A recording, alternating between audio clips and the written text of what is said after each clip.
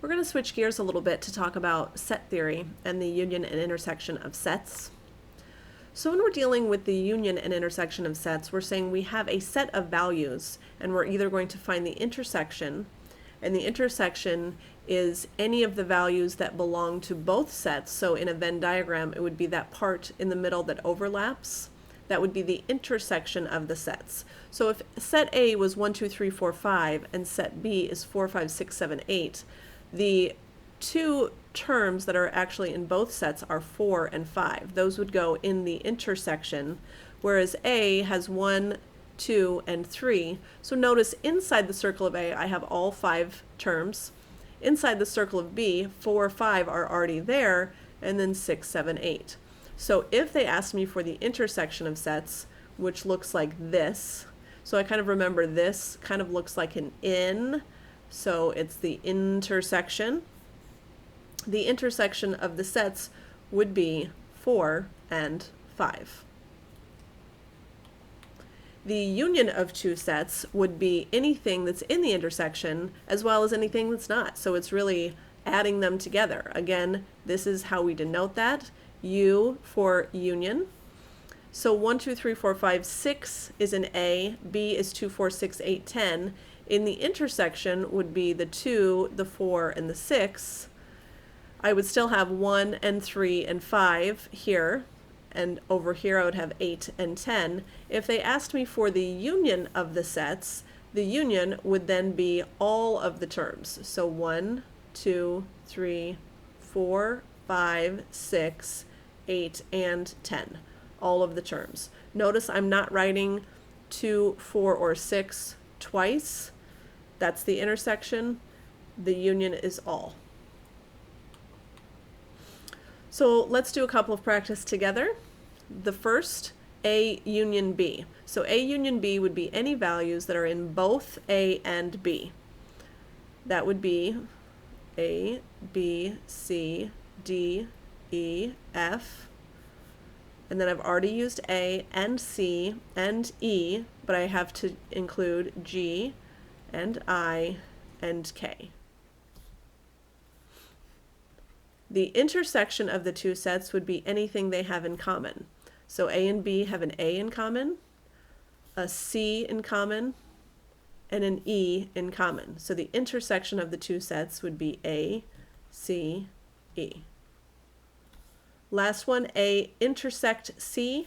So A and C, we're looking for what do they have in common. A, B, C, D, E, F. This does not have any of those, A, B, C, D, E, or F. So the intersection is the empty set, meaning that they have no values in common.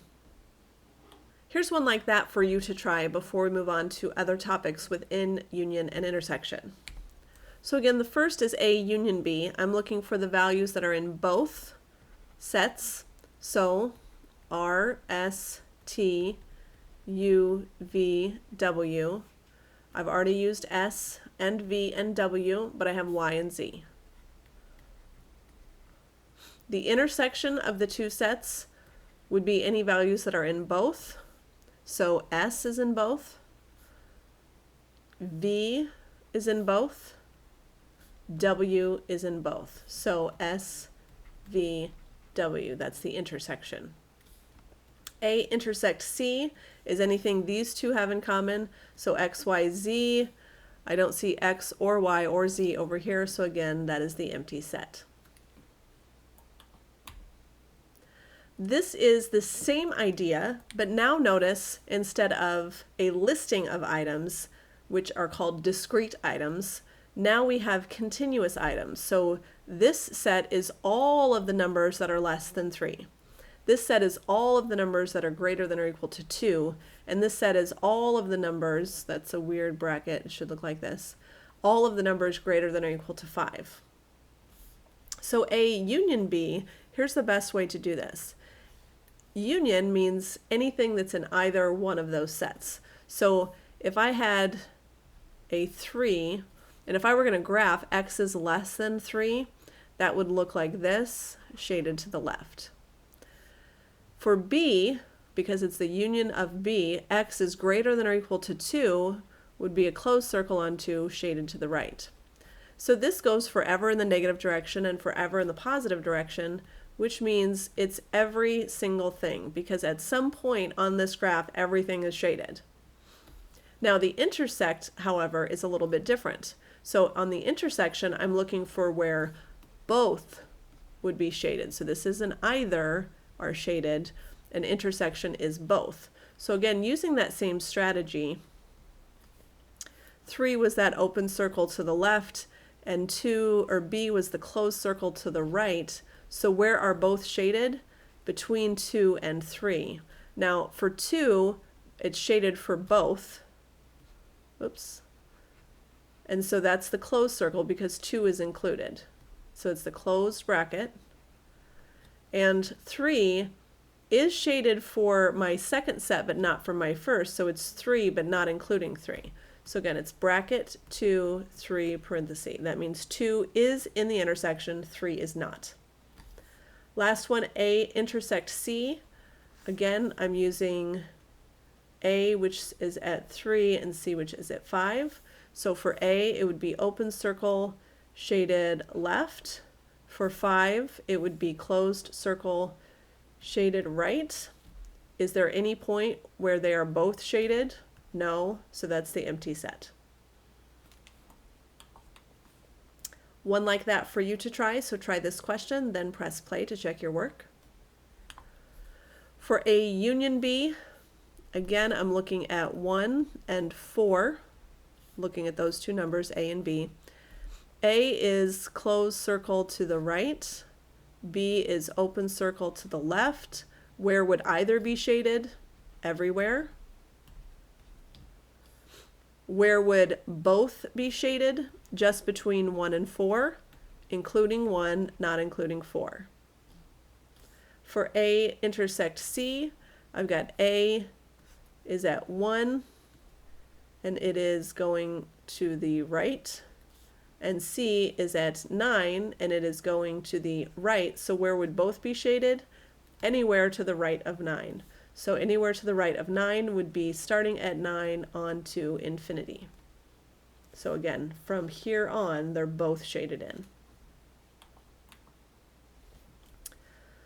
The last is already having these in interval notation. So again, we're just looking for where both would be shaded for a union, or where both would be shaded for an intersection like this, where either would be shaded for a union.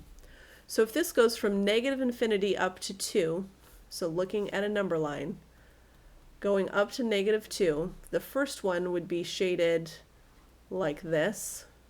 The other one would be from negative 4, which is to the left of this, up to positive 3. So looking at this graph, it's clear that this goes on forever to the left, but to the right, it stops at 3.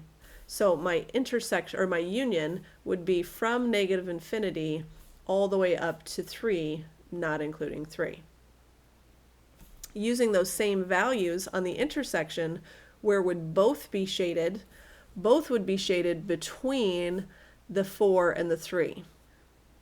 So let me show you again, since I did a horrible job of using my last graph.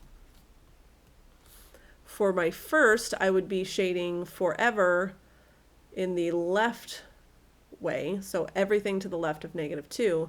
For this one, I would have a closed circle here and then an open circle here. So where are they both shaded? Between these two values, which would mean negative 4, including negative 4, up to negative 2, not including negative 2, since we have the open circle here. One like that for you to try. Again, I'm going to go ahead and just do one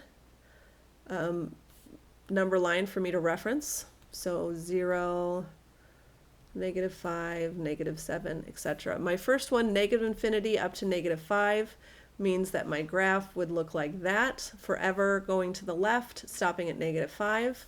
The next one is negative 7 up to 0, so open circle on negative 7, open circle to 0. The union is where anything would be shaded, so that would be everything to the left all the way up to 0. so negative infinity to 0. The intersection would be only from here to here, which would be from -7 to -5, all parentheses because of these open circles.